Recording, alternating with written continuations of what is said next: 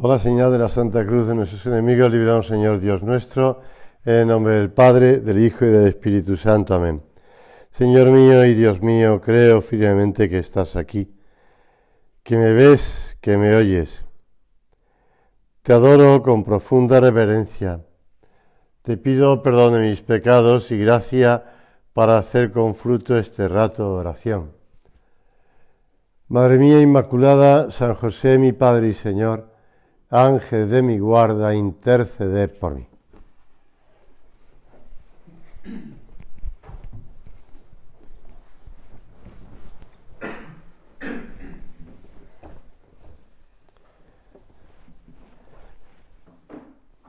En esta ocasión es el evangelista San Mateo el que relata, y Jesús mandó a los discípulos que subieran a la barca y que se adelantaran a la otra orilla, mientras él despedía a la gente.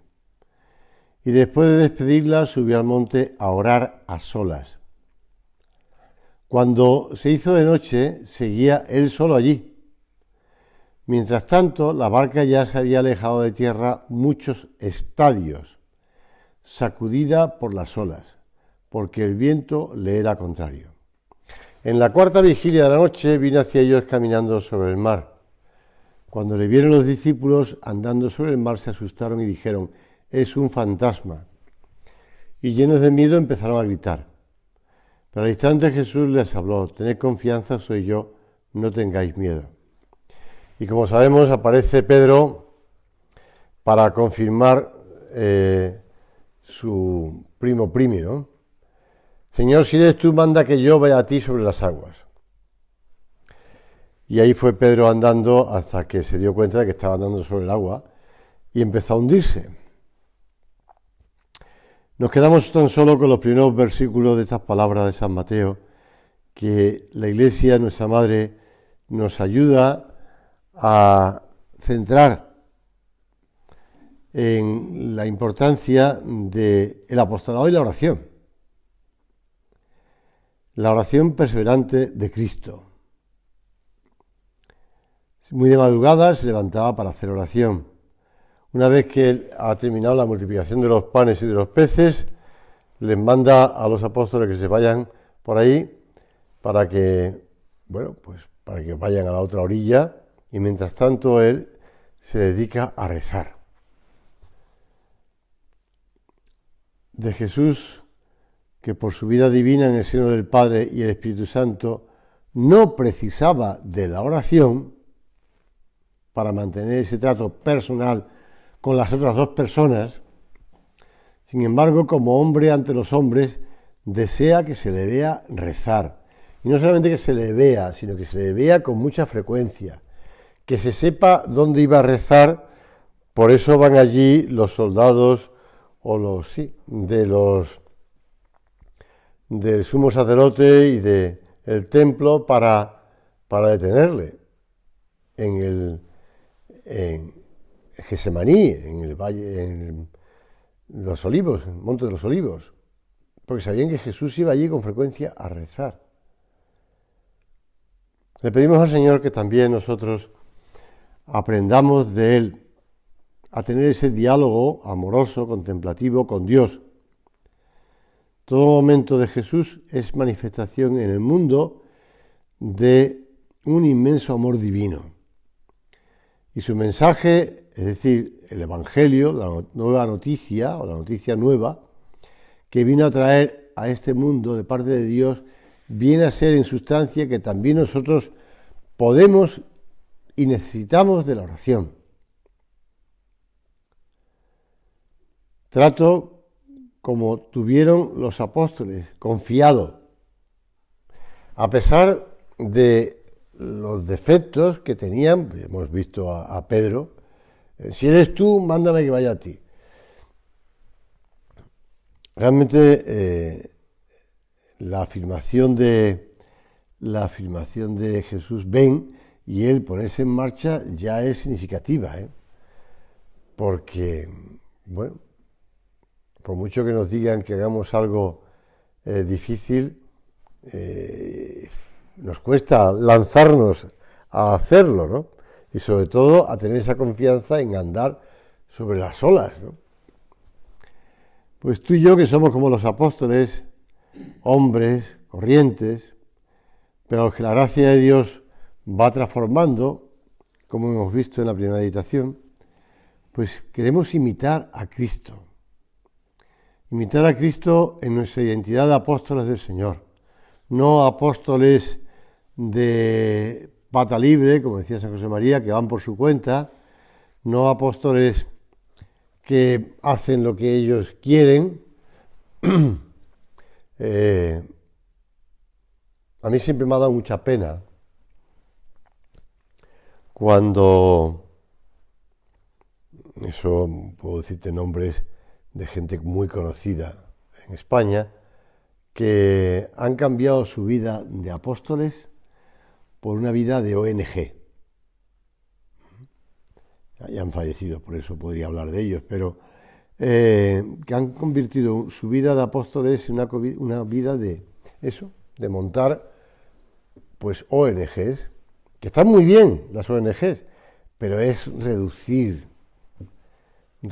la visión de la vida y de la ayuda a la gente y del sentido de la gente. Por supuesto que hay que tener que montar o que organizar ONG, lo que sea. Ayer estaba hablando con unos amigos de mi hermano y me contaba que había conocido había conocido a dos nuevas sobrinas adoptadas etíopes, ¿no? Etíopes. Un niño y una niña, y el chaval estaba muy ilusionado. Bueno, el chaval ya no es tan chaval, tiene 40 y casi 50 años. Pues ilusionado por haber conocido a los nuevos sobrinitos, ¿no? Me parece muy bien, me parece fenomenal. Todo lo que sea ayudar a la gente es una cosa estupenda. Pero no nos quedemos cortos, ¿no? Apóstoles. Apóstoles. Por eso la oración es clave para mantener ese sentido apostólico de lo que hacemos. De hacer oración, de hablar con Dios, de mantener ese trato personal con el Señor, de todo cuanto existe. De ahí está la grandeza y la dignidad. La oración no es el punto de partida solo, pero sí es lo que nos permite comprender la dimensión indescriptible en riqueza que el hombre posee. Todo lo mejor del hombre arranca de la oración, por cuanto en ella somos conscientes primero de nuestro valor, y a partir de la oración resolvemos ser consecuentes, ejerciendo la libertad, claro está, siempre con libertad, porque no se trata de hacer las cosas porque hay que hacerlas, sino que hay que hacerlas por amor a Dios y por amor a los demás, pero con la gran verdad de la vida humana. Que decíamos al principio esa anécdota de la vida de San Juan Pablo II, que contaba Ramón García de Haro, pues el sentido de quién es el hombre, con la gran verdad de la vida humana, que Dios nos espera en cada instante y por toda la eternidad. Y por toda la eternidad. Quien no hace oración, por decir así, vive ajeno a sí mismo. No se comprende, no se entiende, no sabe. Y después, la oración es fundamento porque Dios nos habló primero. No pensemos que somos nosotros los que hablamos a Dios. Dios habló primero. Y nosotros, teniendo capacidad de escucharle y responderle, también por iniciativa divina, reafirmamos la categoría personal cuando oramos, y nuestra vida es la consecuencia de esa oración. Se ha dicho muchas veces que un hombre vale lo que vale su oración. Pues es verdad, es verdad.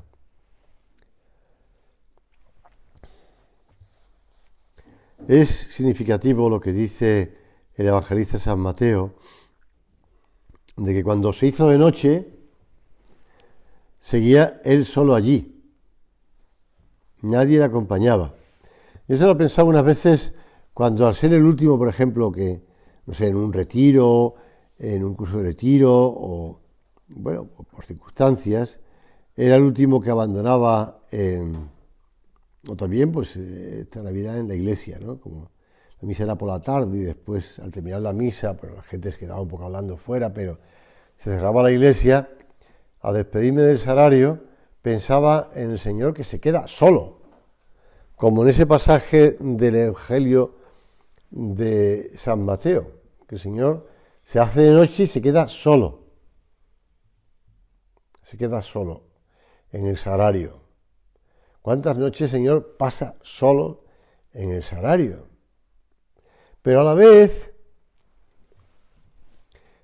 pienso en esa atención que el Señor le presta a los apóstoles que están ahí en medio del mar de Galilea.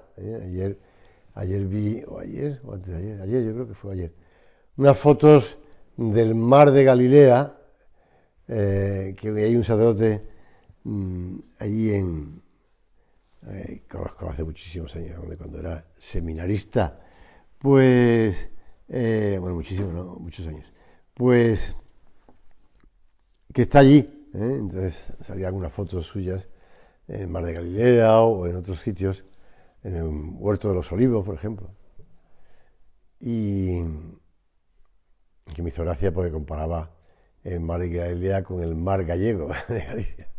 Entonces, pues es un poco distinto, ¿no?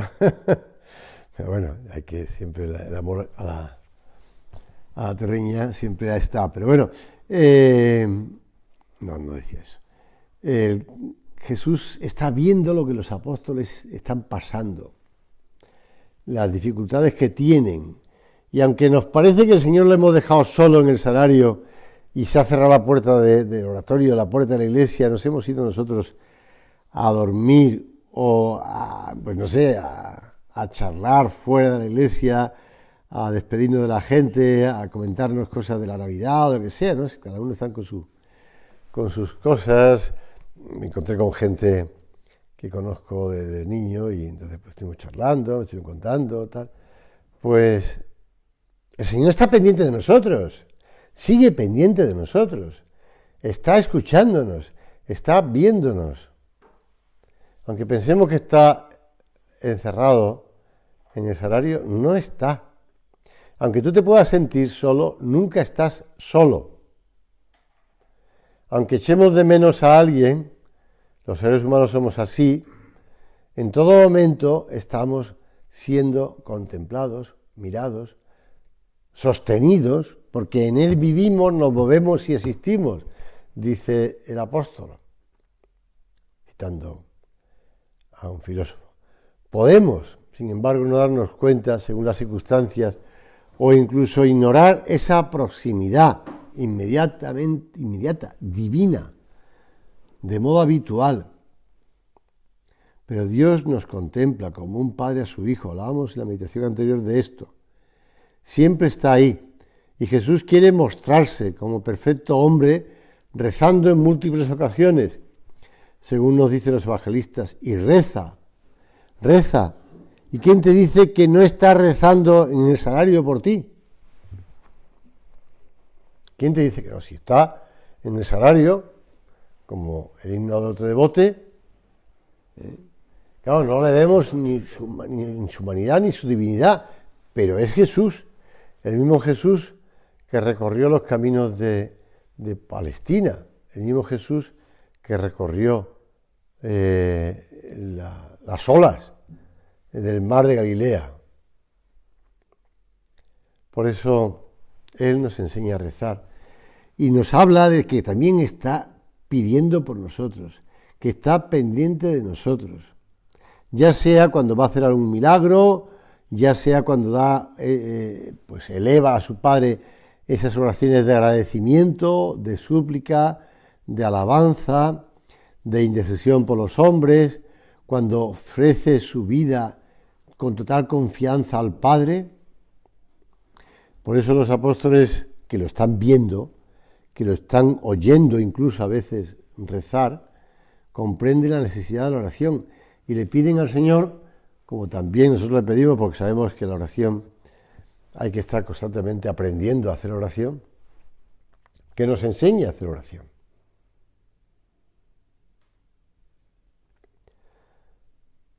Mucho debemos meditar la oración que el Señor enseñó a sus apóstoles y la Iglesia nos propone de continuo, el Padre Nuestro, tanto en la forma como en el contenido. Ese tono confiado, humilde, filial, es el propio de la oración. Y a lo mejor pues podemos recitar en nuestra oración mental pues el Padre Nuestro, intentando calar más y más en el sentido de sus palabras. Hay santos que han comentado el Padre Nuestro, por ejemplo, San Agustín, por ejemplo, Santo Tomás,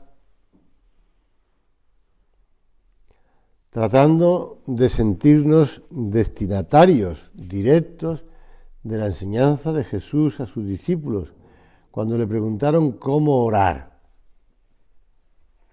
También nosotros le hemos pedido al Señor que nos enseñe a orar y el Señor nos ha enseñado el Padre Nuestro.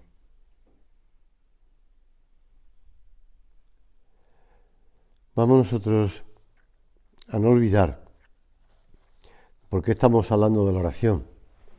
Estamos hablando de la oración porque estamos hablando de apostolado. Y estamos hablando de apostolado y por tanto hablamos de oración, que van totalmente unidas.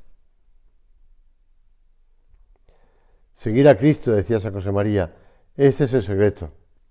Acompañarle tan de cerca que vivamos con Él, como aquellos primeros 12, tan de cerca que con Él nos identifiquemos.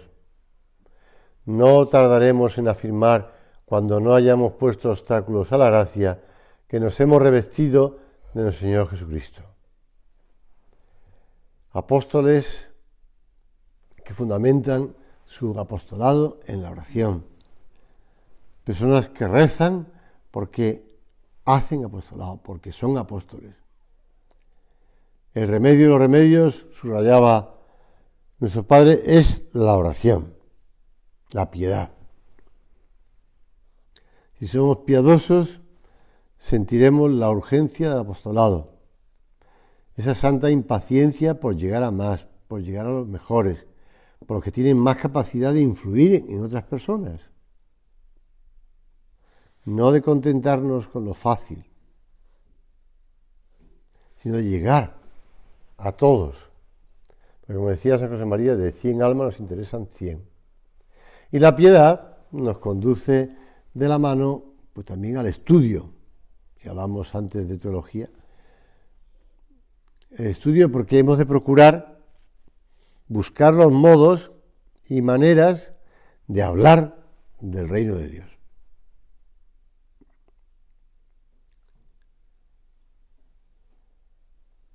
Evidentemente intransigentes con el error, con la mentira, con la ignorancia, con la mala fe de algunos que se opondrán siempre a la Iglesia.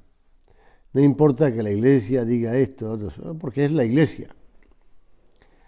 No les basta al buen hijo de Dios con sentirse seguro en su lealtad a Dios. También ha de defender la doctrina de Cristo, la doctrina de la Iglesia. Nos surgen las almas. Cuentan que cuando era todavía un niño de unos pocos años, pues eso, 9, 10 años, Juan Bosco, después San Juan Bosco, tuvo un sueño que le impresionó para el resto de su vida, aunque pasaron muchos años antes de que pusiera por escrito esta experiencia. En el sueño, él veía a muchos chicos que se divertían en un patio grande. Entre gritos y risas, muchos blasfemaban. El pequeño Juan se metía en medio para intentar acallarlos a puñetazos. Pero se le apareció el Señor y le dijo: no con golpes, sino con mansedumbre y con caridad deberás ganarte a estos amigos. Seguidamente le invitó a catequizarlos. El niño protestó, aquello era imposible para él, pero Cristo le habló de la protección de Santa María. Y en ese momento vio a la Virgen y la Señora le dio ánimos para emprender esa tarea. Por eso le tenía tanto cariño y tanta devoción a la Virgen. Al día siguiente contó en casa su sueño a la madre, a la abuela y a sus hermanos. Esto me recordaba a José.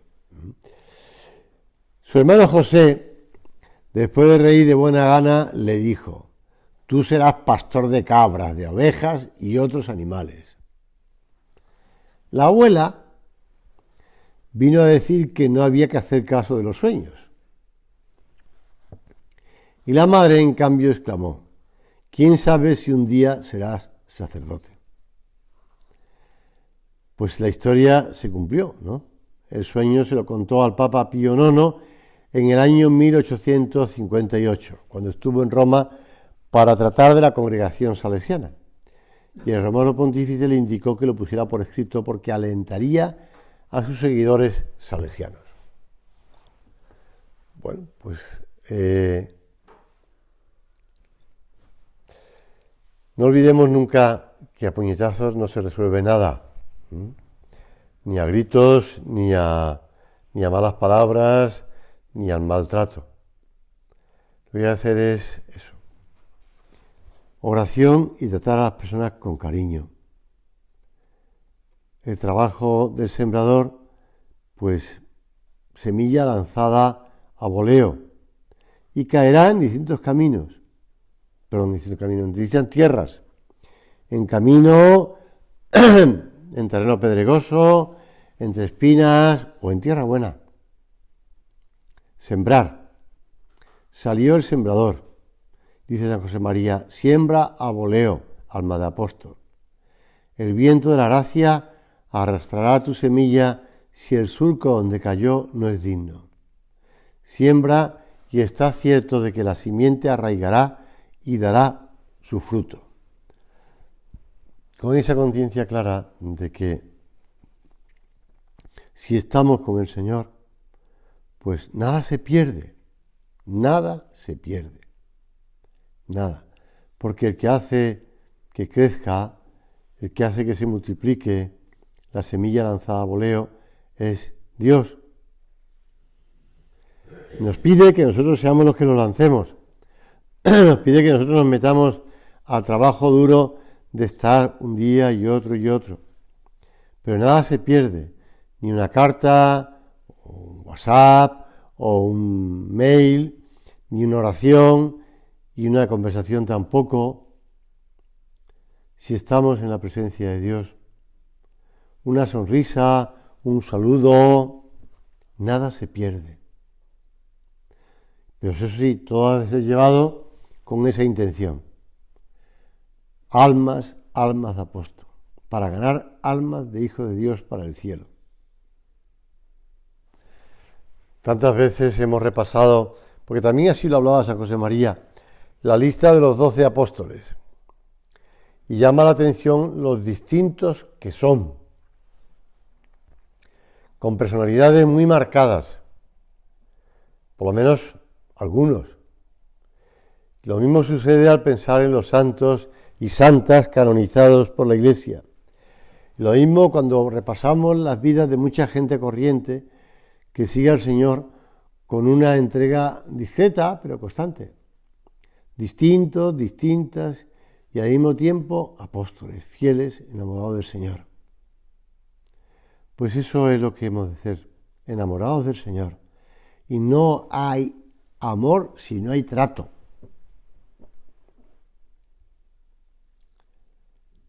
Cuando el Señor piensa en cada uno, decía San José María, en lo que desearía regalarle, piensa en él como su amigo personal. Y si tiene planeado regalarte una gracia, será seguramente algo que te alegrará en lo más íntimo y te entusiasmará más que ninguna otra cosa en este mundo. No por lo que te vaya a dar sea algo extraordinario, sino porque será justo a tu medida y a la medida de tu vida entera. Por eso no te olvides de pensar en el Señor, que el Señor es el que está contigo, el que te está ayudando, el que está pendiente de ti. Vamos nosotros a decirle al Señor: en la oración. Jesús, ayúdame a ver almas detrás de cada una de las personas que trato.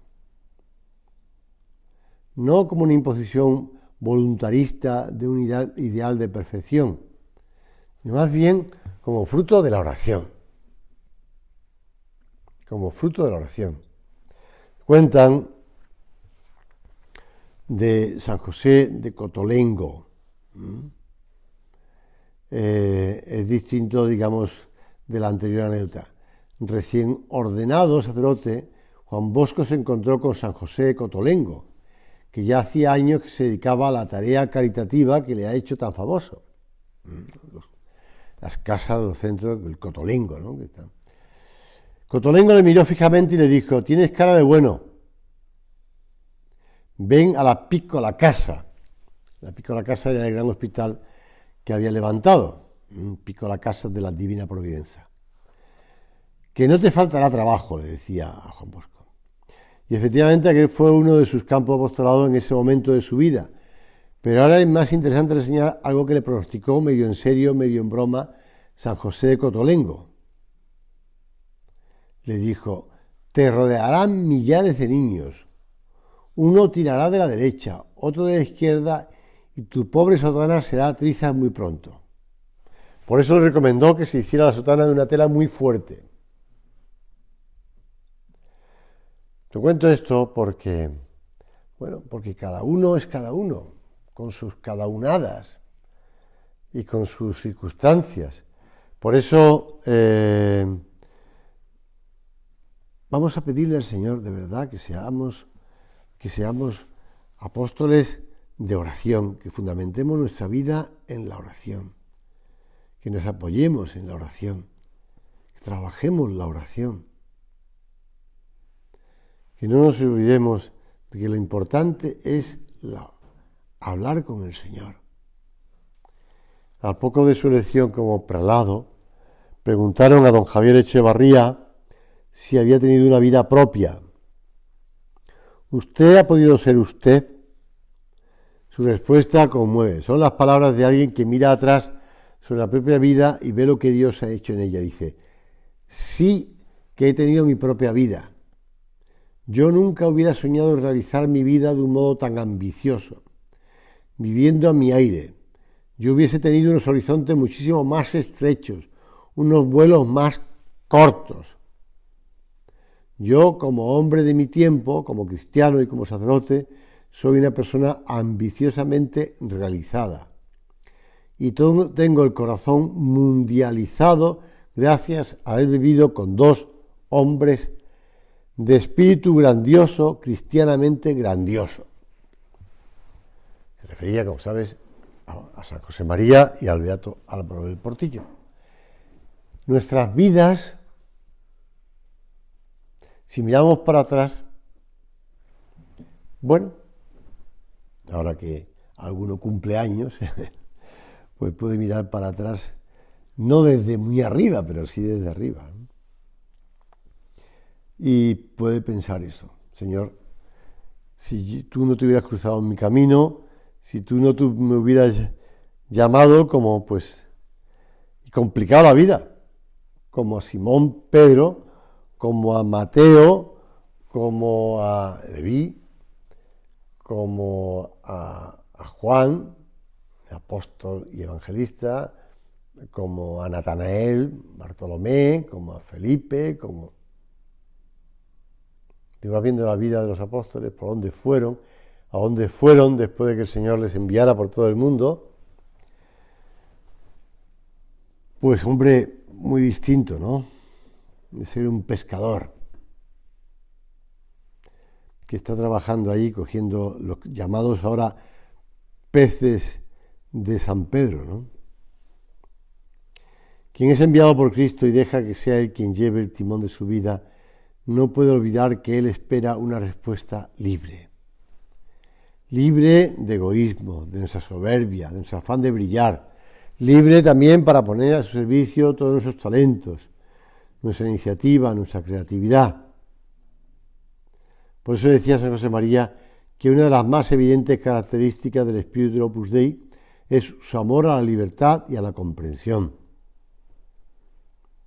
Recuerdo yo, estando haciendo servicio militar, entonces en Almería, estábamos en compañías más o menos mezclados los de la milicia universitaria con los de la mili normal. Y en la litera, pues debajo, en la litera dormía un chico de Madrid, que yo no lo conocía de nada, porque la mili normal trabajaba en la oficina de un banco, y recuerdo que me decía que él no creía en nada, además era de un sindicato y de un partido político significativo, pues, pero bueno, más o menos me veía leer, más o menos me veía rezar, más o menos me preguntó tal, Opus Dei y tal, que si le dejé conversaciones y se lo leyó y me dijo, pues mira, ¿sabes qué me ha sorprendido de este libro? El gran amor a la libertad que tiene este hombre. Pues sí, el gran amor a la libertad. Libertad de espíritu que no consiste en actuar conforme a los propios caprichos y en resistencia a cualquier norma, como si todo lo que no viene de nosotros fuera una imposición que nos liberara. Al contrario, libertad de amar. Vamos a terminar la oración pidiéndole a la Virgen Santísima. Ella es nuestra madre y ella nos enseña a guardar todas las cosas que oímos del Señor en su corazón y a hacer oración. Le pedimos a la Virgen que nos siga ayudando a hacer oración y a fundamentar pues esa preocupación por los demás y ese deseo de acercarnos a los demás en la oración.